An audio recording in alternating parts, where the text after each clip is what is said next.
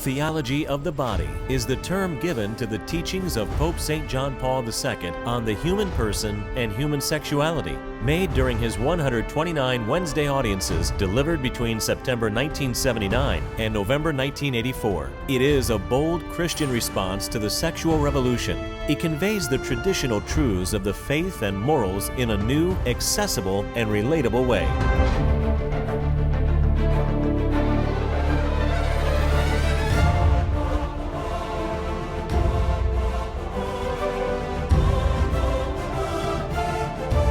John Paul II's Theology of the Body.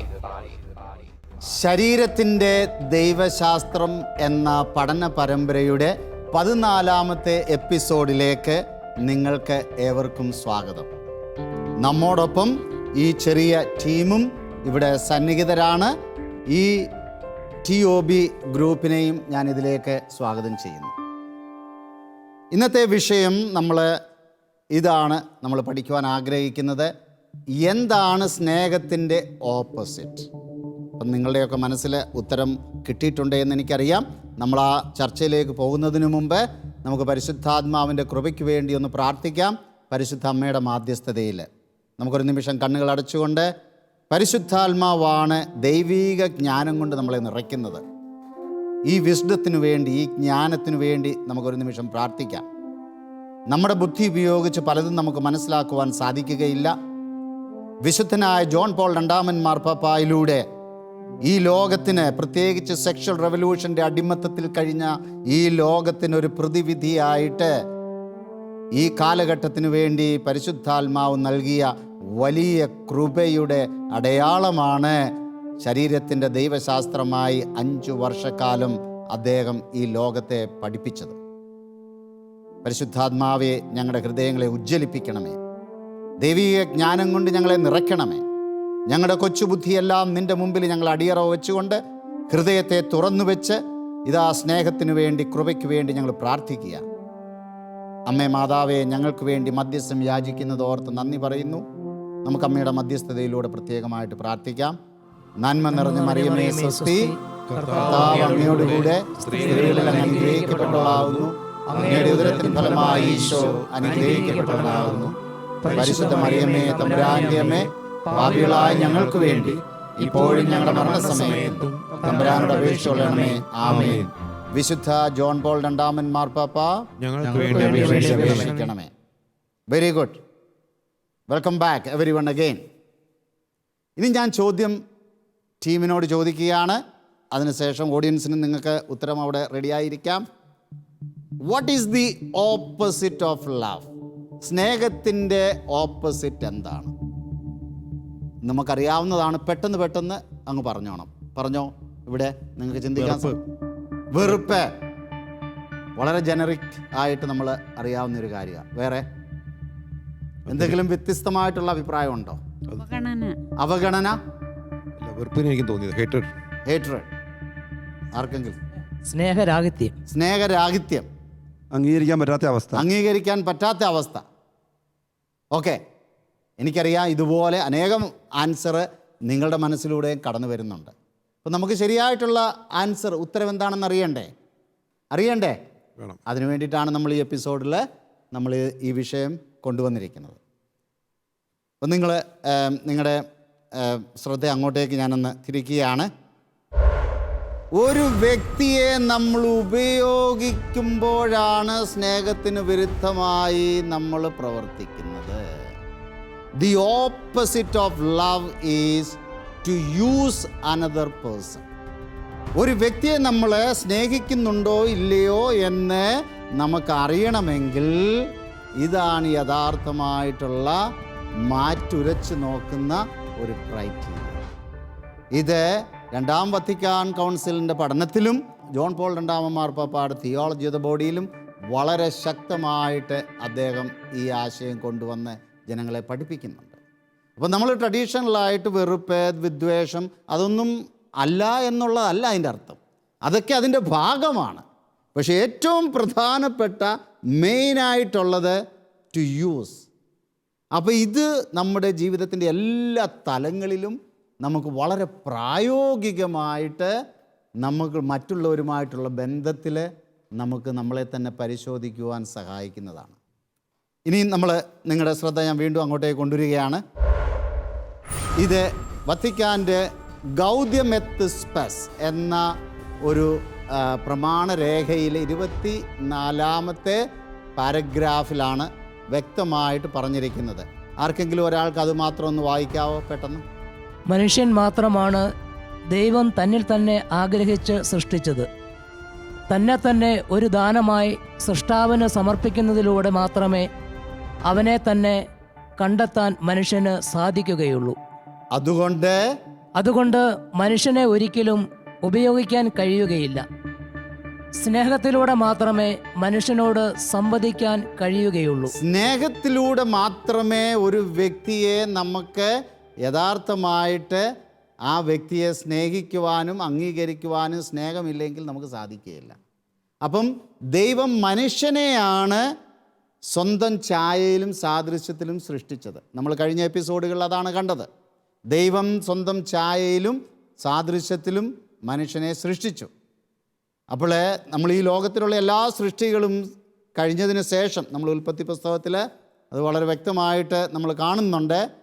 ദൈവം ഉടനെ ഒരു ചെറിയ പോസ്, അവിടെ ജോൺ പോൾ രണ്ടാം മാർപ്പാപ്പ പറയുന്നത് ഒരു ചെറിയ പോസ്, എല്ലാം കഴിഞ്ഞിട്ടൊരു ചെറിയ പോസ്, എന്നിട്ട് പെട്ടെന്ന് അടുത്ത ഒരു സെൻറ്റൻസ് നമ്മൾ ഉൽപ്പത്തി പുസ്തകത്തിൽ വായിക്കുന്ന ഇതാണ്. എന്താണ്? നമുക്ക് നമ്മുടെ ഛായയിലും സാദൃശ്യത്തിലും മനുഷ്യനെ സൃഷ്ടിക്കാം. അപ്പോൾ ഒരു വിൽഫുള്ളായിട്ട് ദൈവം തൻ്റെ ഛായയും സാദൃശ്യവും, ഇന്നലെ നമ്മൾ കണ്ടു നമുക്ക് കിട്ടിയിരിക്കുന്ന ഫാക്കൽറ്റി എന്തൊക്കെയാണ്, ദൈവത്തിൻ്റെ ഛായയിലും സാദൃശ്യത്തിലും നമുക്ക് കിട്ടിയിരിക്കുന്ന സവിശേഷതകൾ എന്തൊക്കെയാണ്? ആരെങ്കിലും ഓർക്കുന്നുണ്ടോ? നമ്മൾ കഴിഞ്ഞ എപ്പിസോഡുകളിൽ കണ്ടതാ. എന്താണ്? നമുക്ക് will, free will, freedom to choose, determination.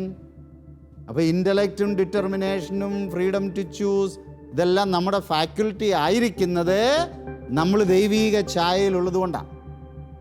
അപ്പോൾ ഇത് മറ്റേ ഒരു ജീവജാലത്തിനോ ഒരു മൃഗങ്ങൾക്കോ ഇല്ലാത്തതാണത്.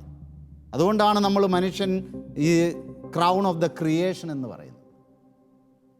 അപ്പോൾ ഇവിടെ ഈ മനുഷ്യനെ ദൈവം വളരെ വ്യക്തമായിട്ടൊരു പർപ്പസോടുകൂടിയാണ് സൃഷ്ടിച്ചിരിക്കുന്നത്. ഇതാണ് നമ്മൾ രണ്ടാം വത്തിക്കാൻ കൗൺസിലിൻ്റെ പ്രമാണരേഖ പറയുന്നത്. ഒരു പർപ്പസോടുകൂടിയാണ് സൃഷ്ടിച്ചിരിക്കുന്നത്. അപ്പോൾ അതുകൊണ്ട് മനുഷ്യനെ നമുക്ക് ഉപയോഗിക്കാൻ പറ്റത്തില്ല. പക്ഷെ ഇന്നത്തെ കൾച്ചർ, ഇന്നത്തെ സംസ്കാരം എന്താണ്? ഇന്നത്തെ സംസ്കാരത്തിൻ്റെ മനുഷ്യ വ്യക്തിയെക്കുറിച്ചുള്ള ഏറ്റവും അധപ്പതിച്ച തരം താഴ്ത്തപ്പെട്ട ഒരവസ്ഥ എന്താണ്? മനുഷ്യനെ യൂസ് ആൻഡ് ത്രോ കൾച്ചറിൻ്റെ ആറ്റിറ്റ്യൂഡിൽ മനുഷ്യനെ ഉപയോഗിക്കുക. മനുഷ്യൻ എന്ന് പറയുമ്പോൾ അവൻ്റെ ശരീരത്തെ എങ്ങനെ വേണമെങ്കിലും മനുഷ്യൻ ഉപയോഗിക്കാൻ പറ്റുന്ന ഒരു കാലഘട്ടം. സ്വന്തം താല്പര്യങ്ങൾക്ക് വേണ്ടി, സ്വാർത്ഥതയ്ക്ക് വേണ്ടി, സ്വന്തം ഇച്ഛാശക്തികൾക്ക് വേണ്ടി മനുഷ്യൻ്റെ ശരീരത്തെ, മനുഷ്യനെ ഉപയോഗിക്കാം. മനുഷ്യ ജീവനെ തന്നെ അങ്ങേയറ്റം തരം താഴ്ത്തപ്പെട്ട ഒരു കാലഘട്ടത്തിലാണ് നമ്മൾ ജീവിക്കുന്നത്. അവിടെ ഇതാണ് നമ്മൾ യഥാർത്ഥമായിട്ട് മനസ്സിലാക്കേണ്ടത്. ഒരു വ്യക്തിയെ നമ്മൾ യഥാർത്ഥത്തിൽ സ്നേഹിക്കുന്നുണ്ടെങ്കിൽ ഒരു കാരണവശാലും ആ വ്യക്തിയെ നമ്മൾ ഉപയോഗിക്കുവാൻ പാടില്ല. ഇത് നമ്മുടെ വ്യക്തിബന്ധങ്ങളിൽ, കുടുംബജീവിതത്തിൽ, ഈ പലപ്പോഴും യുവജനങ്ങൾക്ക് ക്ലാസ്സുകൾ എടുക്കുമ്പോൾ, ഞാൻ അമേരിക്കയിലുമൊക്കെ യുവജനങ്ങൾക്ക് വേണ്ടി ഇത് എടുക്കുമ്പോൾ ഈ ക്ലാസ്സുകളെക്കുറിച്ച് സംസാരിക്കുമ്പം ചിലർ വന്ന് പറയാറുണ്ട്, എനിക്ക് വേറൊരു പെൺകുട്ടിയുമായിട്ട് വളരെ ഇഷ്ടമാണ്. അത് കഴിഞ്ഞ് പറയും ഞങ്ങൾ ഭയങ്കര സ്നേഹമാണ്. അത് കഴിഞ്ഞ് പറയും ഞങ്ങൾ ഒരുമിച്ച് ജീവിക്കാൻ പോകുന്നവരാണ്. അപ്പം ഞങ്ങളൊരു 5 വർഷം കഴിഞ്ഞിട്ട് ഒരുമിച്ച് വിവാഹം കഴിച്ച് ജീവിക്കാൻ താല്പര്യപ്പെടുന്നവരാണ്. അപ്പോൾ ഇവരുടെ ചോദ്യം ഇതാണ്, ഇങ്ങനെയുണ്ടെങ്കിൽ ഞങ്ങൾ തീരുമാനിച്ചു ഞങ്ങൾ ഒരുമിച്ച് ജീവിക്കാൻ പോവുകയാണ്. അപ്പോൾ നിങ്ങളോട് ചോദ്യം ചോദിക്കുന്ന ഇതാണ്, ഈ സിനേറിയോ ഇതാണ്. ഇവർ പറയുകയാണ്, ഞങ്ങൾക്ക് പരസ്പരം ഞങ്ങളുടെ ശരീരം അങ്ങോട്ടും ഇങ്ങോട്ടും പങ്കുവയ്ക്കുന്നതിൽ എന്താ തെറ്റ്? ഞങ്ങൾ രണ്ടുപേരും തീരുമാനിച്ച് ഞങ്ങൾ ഉറച്ചതാണ്, ഞങ്ങൾ വിവാഹിതരാകും, ഞങ്ങൾക്ക് യാതൊരു മാറ്റവുമില്ല. പിന്നീട് എന്താണ് ഞങ്ങൾ തമ്മിൽ ഈ ബ്ലോക്കിൻ്റെ ആവശ്യം എന്താ? നിങ്ങൾ മാതാപിതാക്കളുണ്ട്, യുവജനങ്ങളുണ്ട്, നിങ്ങളുടെ റിയാക്ഷൻ എന്താ? അവരുടെ ശരീരങ്ങൾ ഒരിക്കലും അവരുടെ സ്വന്തമല്ല. ആ. അത് ദൈവത്തിന്റെ ദാനമാണ്. അതുകൊണ്ട് അത് അവർക്ക് ഉപയോഗിക്കാനുള്ള ഒരു അവകാശവും ഇല്ല. ഓക്കെ, പക്ഷെ അവർ പറയുന്നത് ഞങ്ങൾ വിവാഹിതരാകാൻ പോവുക. അപ്പോൾ വിവാഹത്തിലൂടെ ഞങ്ങൾക്ക് തീർച്ചയായിട്ടും പരസ്പരം അങ്ങോട്ടും ഇങ്ങോട്ടും ഞങ്ങളുടെ ശരീരത്തെ പങ്കുവയ്ക്കുവാൻ സാധിക്കും. ഞങ്ങൾക്ക് ഭയങ്കര സ്നേഹമാണെന്നാണ് അവർ പറയുന്നത്. പക്ഷേ യഥാർത്ഥത്തിൽ നല്ല പോയിൻ്റാണത്. പക്ഷെ യഥാർത്ഥത്തിൽ അവർ ശരിക്കും സ്നേഹിക്കുന്നുണ്ടോ? ഇല്ല. കാരണം എന്താ? അത് ശരിക്കും ലസ്റ്റാണ് പിന്നുള്ളത്. അത് സ്നേഹമല്ല. ഇന്നലെ നമ്മുടെ കഴിഞ്ഞ എപ്പിസോഡുകളിൽ നമ്മൾ കണ്ടു, സ്നേഹമെന്ന് പറയുന്നത് സ്വയം ദാനമായി തന്നെ വേറൊരു വ്യക്തിക്ക് കൊടുക്കുന്ന ആ വലിയ ഒരു പ്രക്രിയ. അതുപോലെ ഇവിടെ നമ്മൾ കാണുകയാണ്, ഞാൻ മറ്റേ വ്യക്തിയെ ഉപയോഗിക്കുക, ഏതേലും കാരണത്താൽ ഉപയോഗിക്കുകയാണെങ്കിൽ, അപ്പോൾ പലപ്പോഴും അവരോട് ഞാൻ സംസാരിക്കുമ്പോൾ അവരോട് ഞാൻ പറയും, നിങ്ങൾ അല്പസമയം സമാധാനമായിട്ടിരുന്ന് റിലാക്സ് ചെയ്തൊന്ന് ചിന്തിച്ചു നോക്കേ. നിങ്ങളുടെ പ്രവൃത്തിയിൽ അങ്ങോട്ടും ഇങ്ങോട്ടും ഒരു പക്ഷേ നിങ്ങൾ പരസ്പരം ഹഗ് ചെയ്യുന്നുണ്ടാകാം, നിങ്ങൾ പരസ്പരം അങ്ങോട്ടും ഇങ്ങോട്ടും സ്പർശിക്കുന്നുണ്ടാകാം, നിങ്ങൾ ഒരുമിച്ച് കാര്യങ്ങളൊക്കെ ചെയ്യുന്നുണ്ടാകാം. ഞാൻ ചോദിക്കുന്നു, നിങ്ങൾ പരസ്പരം അങ്ങോട്ടും ഇങ്ങോട്ടും ഒരു വ്യക്തി വേറൊരു വ്യക്തിയെ ഉപയോഗിച്ച് ഏതെങ്കിലും സമയമുണ്ടായിട്ടുണ്ടോ എന്ന് ഒന്ന് ആത്മശോധന ചെയ്യാൻ ഞാൻ പറയാറുണ്ട് അവരോട്. അപ്പോൾ കുറച്ച് കഴിയുമ്പോൾ അവർ പറയും, ശരിയാ, പല അവസരങ്ങളിലും. അപ്പം പെൺകുട്ടി ആദ്യം പറയും, പല അവസരങ്ങളിലും അവൻ എന്നെ അവൻ്റെ സ്വന്തം ഇഷ്ടത്തിനനുസരിച്ച് ഉപയോഗിക്കുവാൻ പരിശ്രമിക്കുന്നതായിട്ട് എനിക്ക് ഫീൽ ചെയ്തിട്ടുണ്ട്. പക്ഷേ ഇപ്പോൾ എനിക്കത് ബോധ്യപ്പെട്ടു. നോക്കുക, അപ്പം അവിടെ ഞാൻ പറഞ്ഞു, ദാറ്റ് ഈസ് നോട്ട് ലവ്. പരസ്പരം ഒരു വ്യക്തി വേറൊരു വ്യക്തി ഉപയോഗിക്കാൻ ശ്രമിക്കുകയായിരുന്നു സ്വന്തം താല്പര്യങ്ങൾക്ക് വേണ്ടിയിട്ട്. അത് സ്നേഹമല്ല, ഒരിക്കലും സ്നേഹമാണെന്ന് നിങ്ങൾ തെറ്റിദ്ധരിക്കരുത് എന്ന് ഞാൻ പറഞ്ഞു കൊടുക്കാറുണ്ട്. അപ്പോൾ ചുരുക്കി പറഞ്ഞാൽ, ദൈവം നമ്മെ സൃഷ്ടിച്ചത് ഒരു പ്രത്യേക പർപ്പസോടു കൂടിയാണ്. എന്താണ് ദൈവം സൃഷ്ടിച്ച പർപ്പസ്? എന്താണ്? എന്തിനു വേണ്ടിയിട്ടാണ് നമ്മൾ സൃഷ്ടിക്കപ്പെട്ടത്? കഴിഞ്ഞ എപ്പിസോഡുകളിൽ വീണ്ടും നമ്മൾ ഇതെല്ലാം കണ്ടതാ. എന്താണ്? ദൈവത്തിൽ എത്തിച്ചേരുവാൻ. നമുക്ക് ഇതൊരു തീർത്ഥാടന യാത്രയായി കുറച്ച് കാലഘട്ടത്തേക്ക് നമുക്ക് തന്നിരിക്കുന്നതാണ്. നമ്മുടെ പെർമനൻ്റ് പ്ലേസ് വേറെയാണ്. അപ്പോൾ അതുകൊണ്ട് മറ്റുള്ളവരെ സ്നേഹിക്കുവാൻ വേണ്ടി മാത്രം കടപ്പെട്ടിട്ടുള്ളവരാണ് നമ്മൾ. അതിലുപരി നമ്മൾ തീർച്ചയായിട്ടും മറ്റുള്ളവരെ ഉപയോഗിക്കുമ്പോൾ നമുക്ക് അങ്ങോട്ടേക്ക് നോക്കാം. അപ്പോൾ ഇവിടെ എന്താണ്, നമ്മൾ മത്തായിയുടെ സുവിശേഷം 5-ാം അധ്യായം 27-28 വാക്യങ്ങളെ പലപ്പോഴും നമ്മളെ അങ്ങേയറ്റം ബുദ്ധിമുട്ടിപ്പിച്ചിട്ടുള്ള ഒരു വാക്യമാണ്. ആരെങ്കിലും ഒരാൾ വായിക്കാവോ പെട്ടെന്ന്? വ്യഭിചാരം ചെയ്യരുത് എന്ന് കൽപ്പിച്ചിട്ടുള്ളത് നിങ്ങൾ കേട്ടിട്ടുണ്ടല്ലോ. എന്നാൽ ഞാൻ നിങ്ങളോട് പറയുന്നു, ആസക്തിയോടെ സ്ത്രീയെ നോക്കുന്നവൻ ഹൃദയത്തിൽ അവളുമായി വ്യഭിചാരം ചെയ്തു കഴിഞ്ഞു. ഇത് നമ്മുടെ എല്ലാ ഗ്രൂപ്പുകളിലും വളരെയധികം ആവേശപൂർവ്വം ചർച്ച ചെയ്യുന്ന ഒരു വിഷയമാണ്. അപ്പോൾ യേശു വന്ന് അവസാനം വേറൊരു സ്ത്രീയെ നോക്കാൻ പോലും പറ്റാത്ത ഗതിയിലുള്ള കാര്യങ്ങളൊക്കെയാണ് പറഞ്ഞിട്ട് പോയിരിക്കുന്നത്. ഇത് വല്ലതും പ്രായോഗികമാണോ? നിങ്ങൾക്ക് എന്ത് തോന്നുന്നു? ഇത് പ്രായോഗികമാണോ?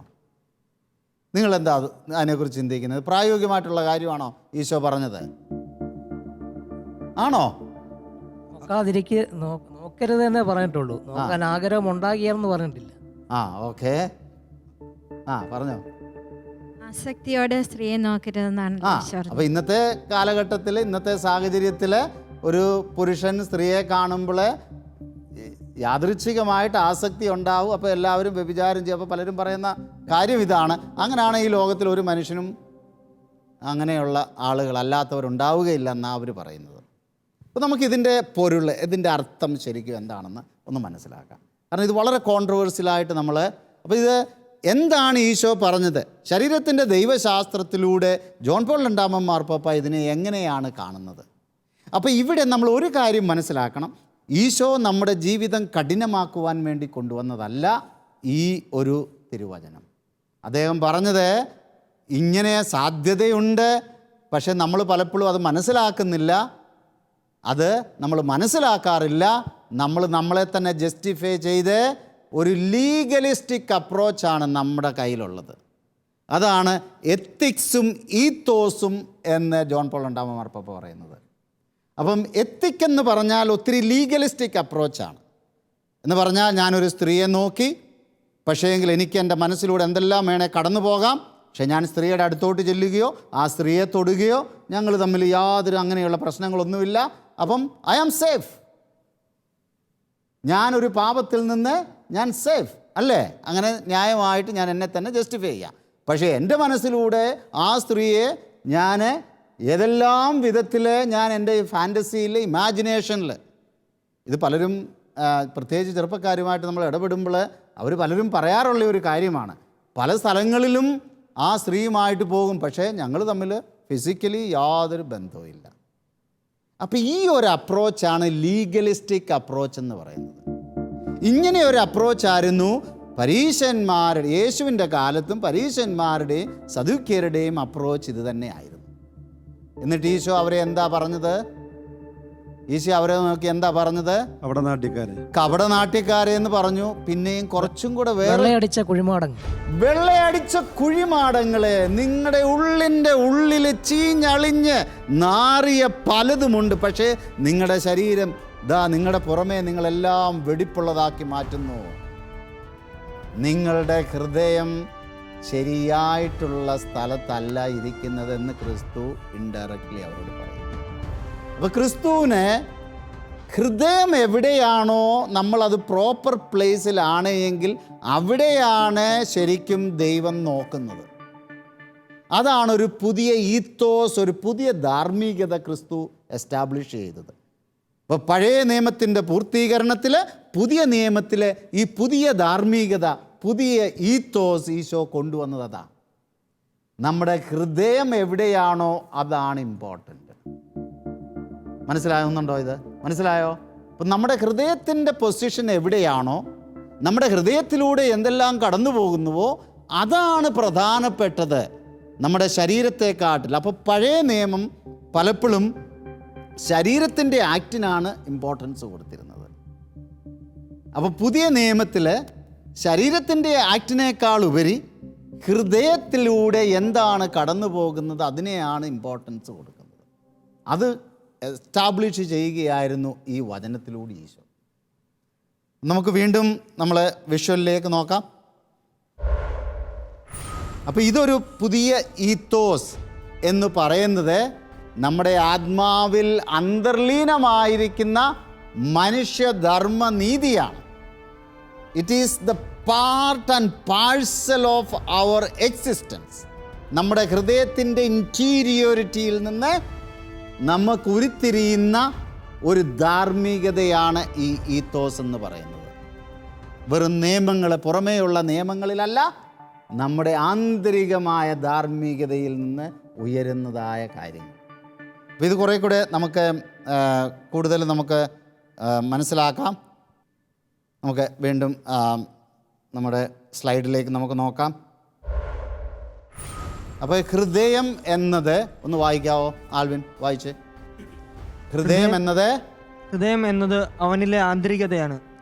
നന്മയും തിന്മയും തമ്മിലുള്ള സംഘട്ടനവും മാത്സര്യവും അവൻ അനുഭവിക്കുന്നത് അവിടെയാണ്. നമ്മുടെ ഹൃദയത്തിലാണ് ഈ സംഘട്ടനം നടക്കുന്നതെന്നാണ് ഈശോ പറയുന്നത്. നന്മയും തിന്മയും തമ്മിലുള്ള സംഘട്ടനം ഹൃദയത്തിലാണ് നടക്കുന്നത്.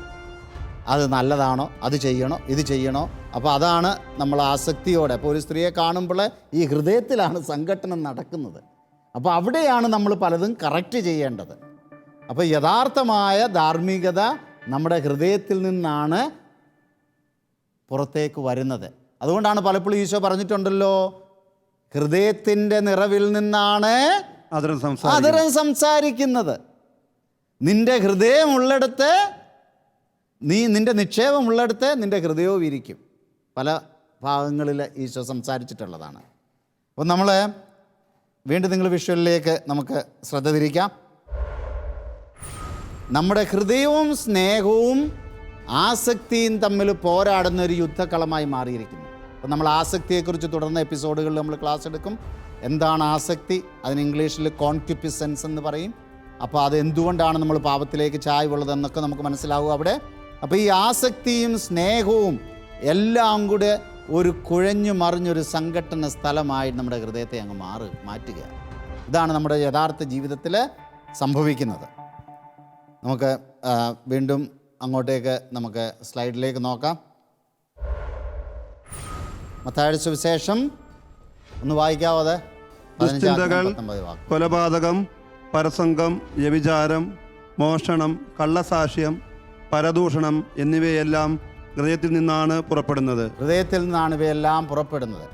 അപ്പം നമ്മൾ ഇനി CCCയിലും 2517 വീണ്ടും ഇത് നമ്മുടെ ഒരു വലിയ ഒരു സംഘട്ടന സ്ഥലമായിട്ട് ഹൃദയത്തെ നമുക്കവിടെ മനസ്സിലാക്കുവാൻ സാധിക്കുന്നുണ്ട്. അപ്പോൾ അതുകൊണ്ട് വീണ്ടും ഈശോ പലപ്പോഴും പറഞ്ഞത് നിങ്ങൾ ഓർക്കുന്നുണ്ടോ എന്ന് എനിക്കറിയത്തില്ല. നിങ്ങൾ വീണ്ടും സ്ലൈഡിലേക്ക് നോക്കുക. ഹൃദയശുദ്ധിയുള്ളവർ ഭാഗ്യവാന്മാർ, അവർ ദൈവത്തെ കാണും. ഈ പുതിയ ഈത്തോസിലാണ് അദ്ദേഹം ഇത് പഠിപ്പിച്ചത്. നമ്മുടെ ഹൃദയശുദ്ധിയാണ് ഇമ്പോർട്ടൻ്റ്. ഹൃദയശുദ്ധിയുള്ളവർ ഭാഗ്യവാന്മാർ. ഇനിയും വീണ്ടും ലൂക്കായുടെ സുവിശേഷം 6-ാം അധ്യായം 45 നമ്മൾ എന്താ വായിച്ചേ? ഒന്ന് വായിക്കാവോ ഇവിടെ? നല്ല മനുഷ്യൻ തൻ്റെ ഹൃദയത്തിലെ നല്ല നിക്ഷേപത്തിൽ നിന്ന് നന്മ പുറപ്പെടുവിക്കുന്നു. ചീത്ത മനുഷ്യൻ തിന്മയിൽ നിന്ന് തിന്മ പുറപ്പെടുവിക്കുന്നു. ഹൃദയത്തിൻ്റെ നിറവിൽ നിന്നാണല്ലോ അധരം സംസാരിക്കുന്നത്. അപ്പോൾ ഇതാണ് ഒരു പുതിയ ഈത്തോസ്. ഇന്നത്തെ ക്ലാസ്സിൽ നമ്മൾ പ്രധാനമായിട്ട് ഡീല് ചെയ്തത് എന്താണ് ഒരു പുതിയ ധാർമ്മികത അല്ലെ ഈത്തോസ്. നമ്മൾ നിയമങ്ങൾ നമുക്ക് വേണ്ട എന്നുള്ളതല്ല അതിൻ്റെ അർത്ഥം. ഒരു പക്ഷേ അല്ലേ, ഞാൻ പലപ്പോഴും ഇത് ക്ലാസ് എടുക്കുമ്പോൾ എന്നോട് കുട്ടികൾ ചോദിക്കാറുണ്ട്, അങ്ങനെയാണെങ്കിൽ ഈ നിയമങ്ങളൊന്നും വേണ്ടേ? നിങ്ങളുടെ മനസ്സിലൂടെ അത് കടന്നു വന്നില്ലേ? ഈ നിയമങ്ങൾ വേണം നമുക്ക്. പക്ഷേ ഈശോ പറയുന്നു, ഈ നിയമങ്ങൾ നമ്മളെ നമ്മുടെ ഹൃദയത്തിനെ അതിൻ്റെ പ്രോപ്പർ പ്ലേസിലാക്കുവാൻ സഹായിക്കുന്നതാകണം. അല്ല എങ്കിൽ നിയമത്തിൽ മാത്രം നമ്മൾ കടിച്ച് തൂങ്ങി കിടക്കുമ്പോൾ ഒരു വലിയ അപകടമുണ്ട്. ഞാനത് ഒരു ചെറിയൊരു എക്സാമ്പിളിൽ പറയാം. നിങ്ങൾ ഡ്രൈവ് ചെയ്യുന്നവരുണ്ടോ? എല്ലാവരും ഡ്രൈവ് ചെയ്യുന്നുണ്ട്. അപ്പം നിങ്ങൾ സിറ്റിയിലൊക്കെ പോകുമ്പോൾ ചില സ്ഥലങ്ങളിൽ ഈ സ്പീഡ് ലിമിറ്റ് എഴുതി വെച്ചിട്ടുണ്ടോ? ഉണ്ട്. അപ്പം നിങ്ങൾക്ക് സ്പീഡ് ലിമിറ്റിൽ പോകാൻ താല്പര്യമുണ്ട്, പക്ഷേ അതിനെ ബ്രേക്ക് ചെയ്യാനുള്ള താല്പര്യമുണ്ടോ? നിങ്ങളിപ്പം 50 കിലോമീറ്റർ വെച്ചിരിക്കുന്നിടത്തു നിന്ന് 60 കിലോമീറ്റർ പോകാനുള്ള ഒരു പ്രവണതയുണ്ടോ? പോയിട്ടുണ്ടോ? ഉണ്ട്. കാര്യം എന്താ? അവിടെ പോലീസുകാരില്ല, ആരും നോക്കാനില്ല എന്ന് കാണുമ്പോഴേ 50-ന് പകരം ഗിയർ മാറ്റി 60-ലേക്ക് നമ്മൾ പോകും. അപ്പം നിയമം തെറ്റാണോ? അതൊരു ട്രാഫിക് നിയമമാണ്. ആ നിയമത്തിന് എന്തെങ്കിലും തെറ്റുണ്ടോ? ഇല്ല. കുഴപ്പം എവിടെയായിരിക്കുന്നത്? എൻ്റെ ഹൃദയം റൈറ്റ് പ്ലേസിലല്ല. കാരണം ഞാൻ ആ നിയമത്തെ അതുപോലെ കാണുമ്പോൾ അവിടെ ഒരു സാധ്യതയുണ്ട്, അവസരം കിട്ടുമ്പോൾ ഞാൻ നിയമം ലംഘിക്കും. അതുകൊണ്ടാണ് ഈ നിയമത്തിൽ മാത്രം നമ്മൾ പിടിച്ചു നിൽക്കുമ്പോൾ അത് ബ്രേക്ക് ചെയ്യാനുള്ള എല്ലാ സാധ്യതകളും ഉണ്ട് നമുക്ക് അവസരം കിട്ടുമ്പോൾ. നമ്മുടെ കുഞ്ഞുങ്ങളെ നമ്മൾ പല കാര്യങ്ങളും നമ്മൾ പറഞ്ഞു കൊടുക്കുന്നു. നമ്മൾ ഒത്തിരി ഡൂസും ഡോൺസും ഇന്ന് കോളേജിൽ പോകുന്ന ആണെങ്കിലും ക്യാമ്പസിലുള്ള ആണെങ്കിലും കുട്ടികൾ നമ്മൾ പോകുമ്പോൾ പേരൻസിൻ്റെ വലിയ അൻസൈറ്റിയാണ്. 100,000 കാര്യങ്ങൾ, അങ്ങനെ ചെയ്യരുത്, ഇങ്ങനെ ചെയ്യരുത്, അവരുടെ കൂടെ പോകരുത്, ഇവരുടെ കൂടെ പോകരുത്, ഇങ്ങനെ ഡൂസും ഡോൺസും കൊണ്ട് 100,000 ചോദ്യങ്ങളും ഉത്തരങ്ങളും നമ്മുടെ കുട്ടികൾക്ക് നമ്മൾ കൊടുക്കാറുണ്ട്. പക്ഷേ ഞാൻ പറയട്ടെ, ഇവിടെ എന്താണ് സംഭവിക്കുന്നത്?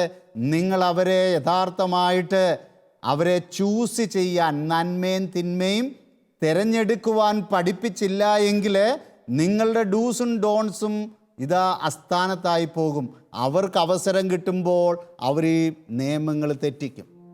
കുഞ്ഞുങ്ങളെ കുറ്റം പറഞ്ഞിട്ട് കാര്യമില്ല. മാതാപിതാക്കളോട് ഇതാണ് എൻ്റെ പ്രധാനമായിട്ടുള്ള അഭ്യർത്ഥന. കുഞ്ഞുങ്ങൾക്ക് ഈ ലോകത്തിൽ നന്മയുണ്ട് തിന്മയുണ്ട് എന്ന് പറഞ്ഞു കൊടുക്കുക. ഹൃദയത്തിൻ്റെ ഉള്ളറകളിൽ നിന്ന് നന്മയും തിന്മയും തിരഞ്ഞെടുക്കുവാൻ അവരെ പ്രാപ്തരാക്കുമ്പോൾ നിങ്ങളാരും ഒരു ഡൂസും ഡോൺസും ലോകത്തിൻ്റെ ഏത് വിപരീത സാഹചര്യത്തിൽ അവർ ജീവിച്ചു കൊള്ളട്ടെ, അവരുടെ ഹൃദയത്തിൽ നിന്ന് നന്മ തന്നെ അവർ തിരഞ്ഞെടുക്കും, യാതൊരു സംശയവുമില്ല. ഇതായിരിക്കട്ടെ ഇന്നത്തെ ഈ എപ്പിസോഡിൻ്റെ ഏറ്റവും പ്രധാനപ്പെട്ട കാതലായ സന്ദേശം.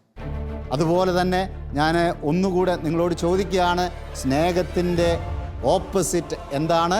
മനുഷ്യനെ ഉപയോഗിക്കുന്നത്. വേറൊരു വ്യക്തിയെ നമ്മൾ ഉപയോഗിക്കുമ്പോൾ ആ വ്യക്തിയെ നമ്മൾ സ്നേഹിക്കുന്നില്ല. അതുകൊണ്ട് ഭാര്യ ഭർത്താക്കന്മാരെ നിങ്ങളും ശ്രദ്ധിക്കുക.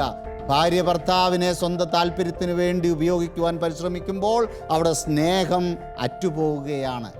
അതുപോലെ നേരെ തിരിച്ചു, നിങ്ങൾ ഫ്രണ്ട് സർക്കിളിൽ നിങ്ങൾ നല്ല ഫ്രണ്ട്സ് ആണെന്നൊക്കെ നിങ്ങൾ പറയുമെങ്കിലും നിങ്ങൾ പരസ്പരം നിങ്ങൾ അങ്ങോട്ടും ഇങ്ങോട്ടും നിങ്ങളുടെ സ്വാർത്ഥ താല്പര്യങ്ങൾക്ക് വേണ്ടി നിങ്ങൾ ഉപയോഗിക്കുമ്പോൾ അവിടെ ഇതാണ് സംഭവിക്കുന്നത്. സ്നേഹത്തിന് പകരം ലസ്റ്റ് നിങ്ങളെ ഓവർകം ചെയ്യുകയാണത്. അപ്പോൾ ഇത്രയും കാര്യങ്ങൾ നിങ്ങൾക്ക് മനസ്സിലായി എന്ന് കരുതുന്നു. ഇതോടുകൂടി ഇന്നത്തെ എപ്പിസോഡ് നമുക്ക് കൺക്ലൂഡ് ചെയ്യാം.